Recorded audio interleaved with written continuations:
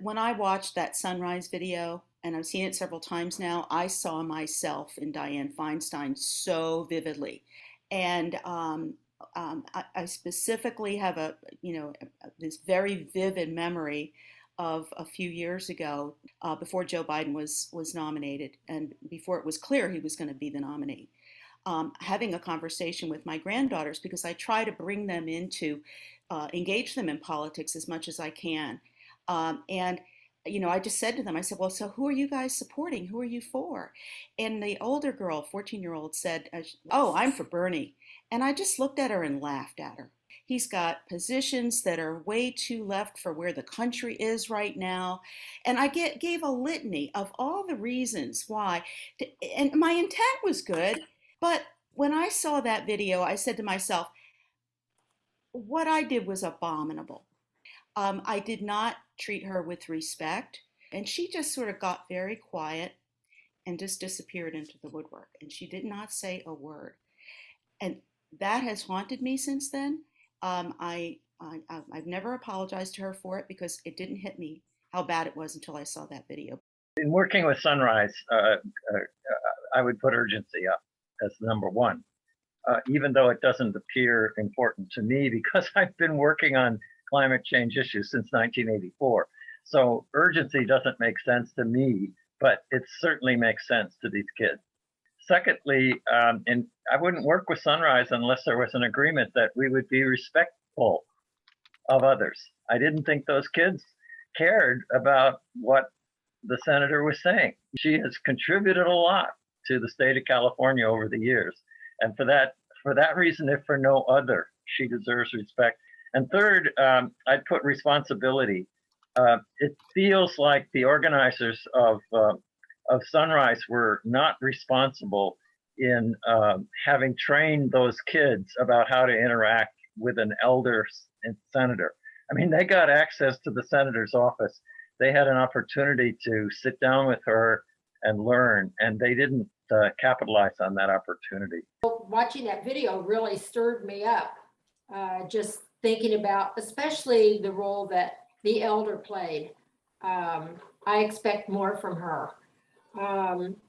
And yes, and to me, this exercise is really important because it helps us figure out how we live life each day and what values we pull from in our everyday relationships about listening or not listening and hearing the other or not caring about the other. I mean, all these things go on consciously and unconsciously every day, so it's really helpful. Basically, I believe that in interactions like this and in all interactions with other people, whether they agree with us or not, the essential thing is to be in right relationship. I think all of these values that are here on our list are part of building that right relationship, and that from the get-go, this particular interaction showed what happens when there isn't a right relationship, with the children coming in very combative and Feinstein being very defensive and a bit remote and smug. Whatever leads to right relationship and that reverence for each other, I think builds the sort of trust that allows for deep listening, that allows for wisdom to come out for all of those. So I think what I noticed in the circle is when we first started, people were, kind of just speaking from the values list mostly. But then as we moved along and as everyone started to explain a little bit more deeply the reasons why this was important, and connecting it to Sunrise, connecting it to working with the young, that we started to branch out into new territory that was not on the original list. And then when we went back around, we saw that it resonated, that those additions, that new territory resonated with a number of us. And to me, that says growth. It says awakening. It says, just a deepening of when we think about our values. I think you're absolutely correct, Angie. We started to inform each other in the conversation.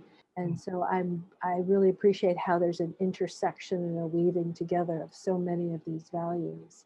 And we did really co-create this. in a very interesting collage sort of a way.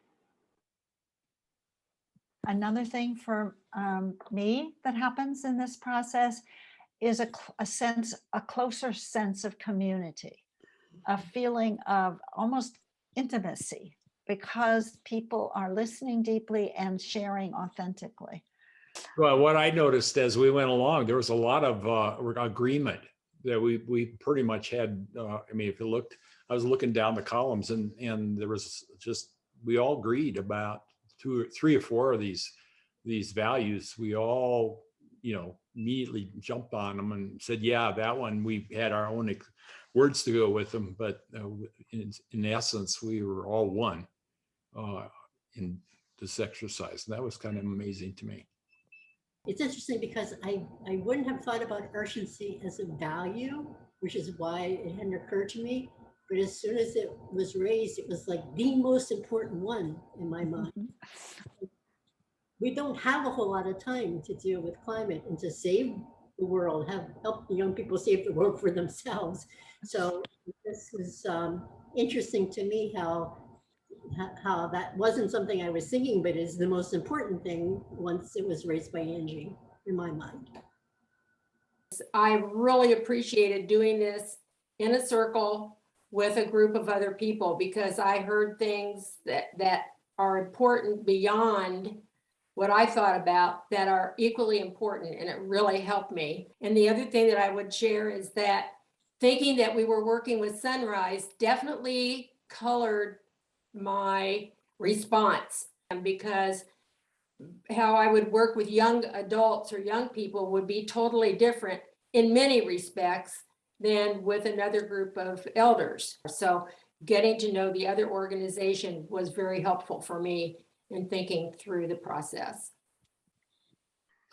I would just say that the circle process with the deep listening to everyone else, I find so helpful. It just triggers a deeper thinking on my own. And I appreciate that so much. One thing that occurred to me as a result of this exercise is that I don't know that I've ever asked a person that I know has views different from my own. I don't know that I've ever asked them to think about their values and let me know what their highest priority values were vis-a-vis the conversation that we are engaging in. If you find a person who doesn't share your values willing to raise it with you, that actually that's a sign of their respect for you. And one of the things that you can do is appreciate that, their bravery, their willingness. I think each person in the discussion highlighted an important aspect. So many of us put urgency as one of the most important values we need to think about if we do start to work with Sunrise. And that wasn't one of the ones we started with. So it I think comes back to Meg's perennial question, which is, how do we use this in our future lives?